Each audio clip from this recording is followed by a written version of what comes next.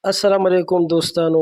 د ملک ادم خان باره کې یو تازه ترین اپډیټ تاسو ته درکوم چې د هغه کورنۍ یا د هغې میرمنې څه ویلي دي چې ملک ادم خان څنګه سړی و او د هغه باره کې داسې انکشافات شوي دي، یعنې داسې پټ رازونه مخې ته راغلي دي چې تر اوسه به تاسو نه یې خبر. نو تاسو سره یې دلته شریکوم چې د هغه فیملی څه ویلي دي، یعنې د هغه کورنۍ یا د هغه میرمنې ټول معلومات به تاسو هم دلته وګورئ. دوستانو، لکه څنګه تاسو ته معلومه ده، څو ورځې وړاندې ملک ادم خان په واکینډ کې ډېر په بېدردۍ سره ووژل شو او یقینا چې د هغه کورنۍ هم دا خبره کړې ده چې نه خو د هغه نه داسې څه اسلحه برآمد شوې ده او نه هغه سره داسې څه منشیات والا یا بل داسې څه برآمد شوي دي چې ګنې د دغه په بیس باندې خلک وایي چې هغه یا حرامخور و یا بتخور و یا داسې څه غلط کارونه یې کول. هغه یو ښه انسان و، د شریفو خلکو ملګری و، یعنې همیشه به چې غریبانان د هغه خواله ورغلل هغه به یې مرسته کوله او دا هم د هغوی د کورنۍ د خولې خبره ده چې د ده په زرګونو جریبه ځمکه ده، یعنې ډېره زیاته انتهایي ډېره ځمکې ده. په دې وجه باندې د هغه داسې ثبتو ته څه ضرورت و.